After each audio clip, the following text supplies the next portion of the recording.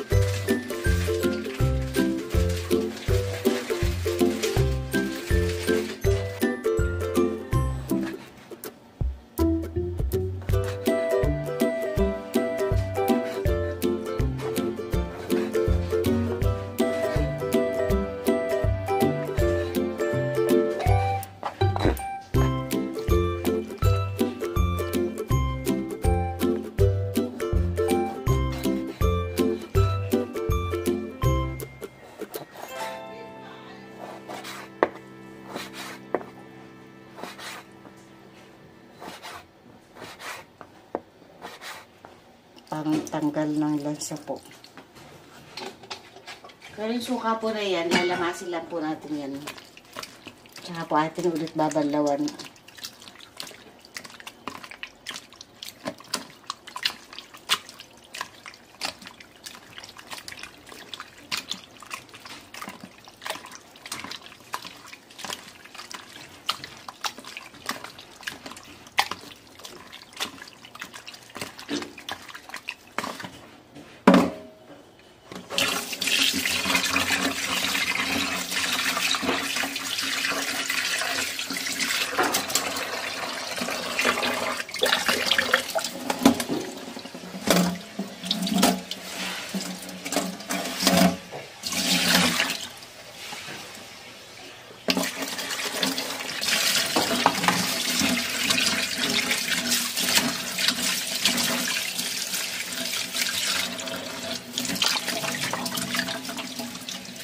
Ito, nabalawan na po natin na mabuti.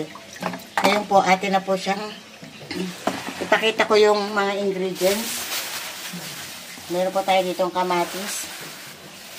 3 kamatis. Lagyan po natin ng talong, sibuyas, bawang,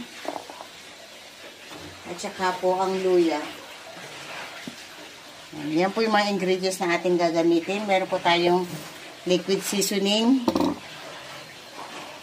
ang suka, at toyo, oyster sauce, paminta powder. Yan po yung mga gagamitin natin ingredients para dito po sa ating adobong pinatuyong adobo. Tsaka po laurel at paminta buo. Yan. Hihiwain ko lamang po ito at tayo mag-i-start na mag-isa. Ito po, pinipirito ko lamang po yung talong para mamaya hahalo po natin siya sa pugita. Ngayon po natin yung bawang, ay yung luya.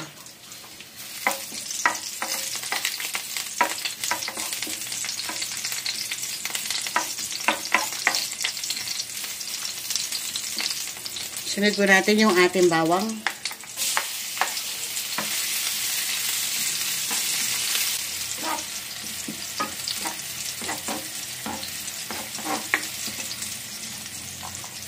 Sibuyas. Sibuyas na puti po yung ginamit ko.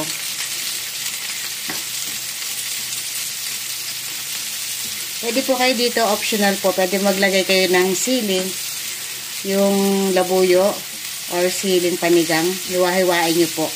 Pero ako hindi ako maglalagay kasi yung mga bata, kapag po may mga ayaw ng siling, huwag nyo na lang lagyan.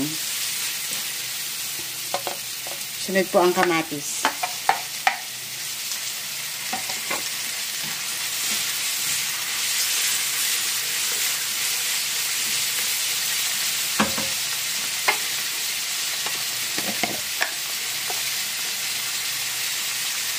Buburan po natin ng paminta powder.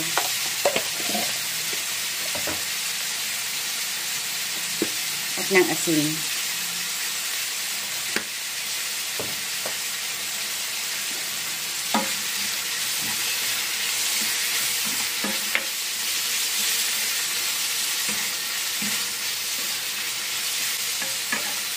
Hintayin lamang po natin ito mag-caramelize yung ating mga nilagay.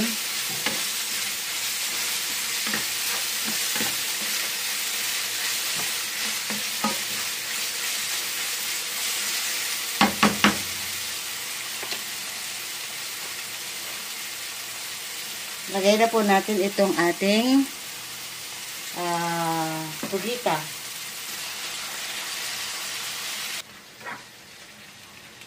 Sangkutsahin lamang po natin sa ganyan.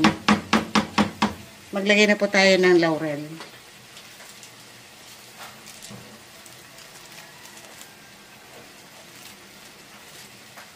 At ng pamintang buo.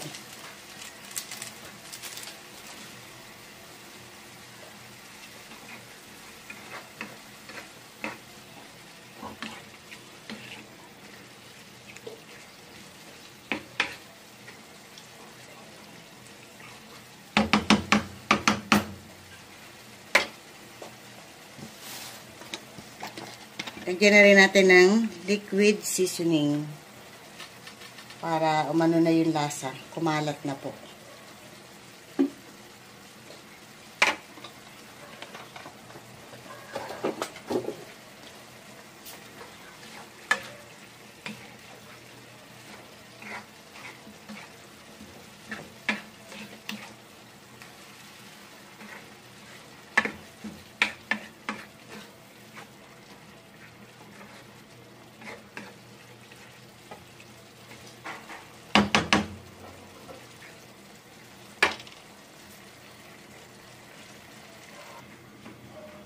Ito po, buksan natin siya.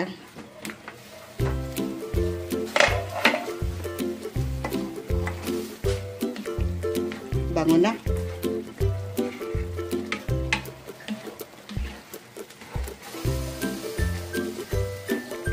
Papalambutin lamang po natin to. Lagyan na po natin siya ng toyo.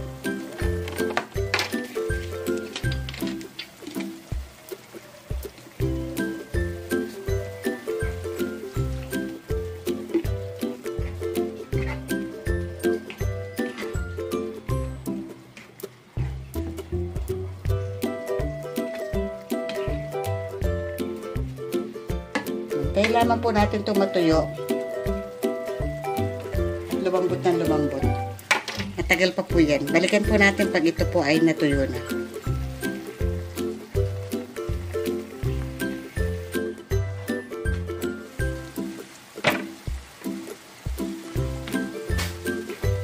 Ito po, natuyo na siya. Ang sarap. At malambot na rin po. Final po, lagyan ko na rin siya ng oyster sauce. Ang oyster sauce po nakakapagbigay ng konting tamis siya. At lapot sa ating nilulutong pagkain.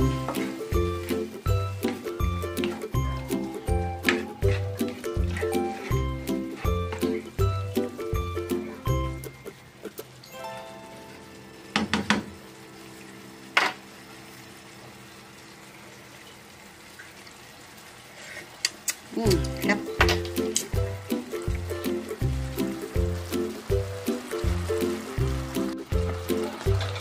Ito po, nakalimutan ko ilagay ang talong para may konting gulay.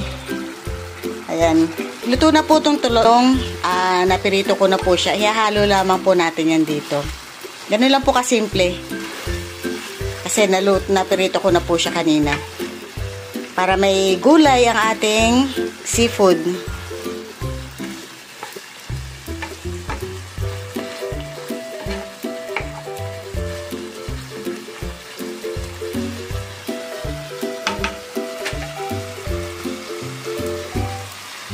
Ayan po, magpapaalam na po ang inyong kakusinerang Lakwatsera na sa inyo po yung lagi nagpapaalala.